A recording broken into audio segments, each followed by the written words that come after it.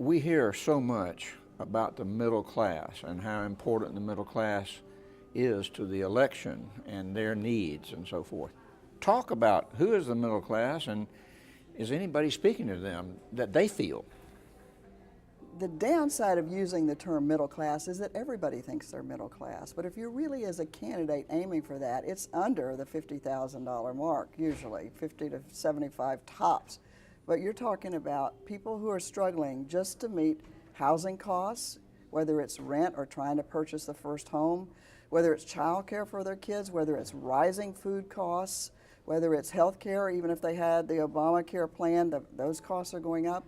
And that same middle class, which tends to be the ones who have children or that age group, 30 to 50, they also are the ones that are having trouble saving for their own retirement because they're helping elder relatives and they have small kids and they got another kid that's just going to college. The candidates have got to talk along those lines. They've got to talk about housing. They've got to talk about child care. They've got to talk about health care from the perspective of someone who makes just X amount of dollars. Those are the things that make somebody listen, but just to say, I'm for the middle class, ho-hum to most voters.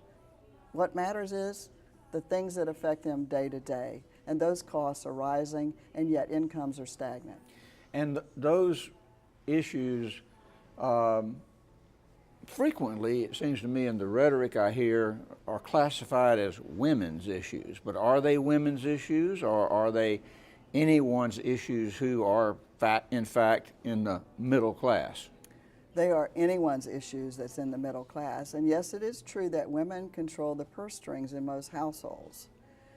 But men also worry about the same kinds of things. They worry about their children. They worry about getting an education for their kids. They worry about, is my kid going to have a good child care? And even if it's not a child issue, many men are in middle income brackets. They're worried about their own retirement, about their own parents who are having struggles. So women's issues and children's issues are men's issues. Long gone are the days when you really need to describe them in gender terms. That's also a turnoff for a lot of younger voters in particular.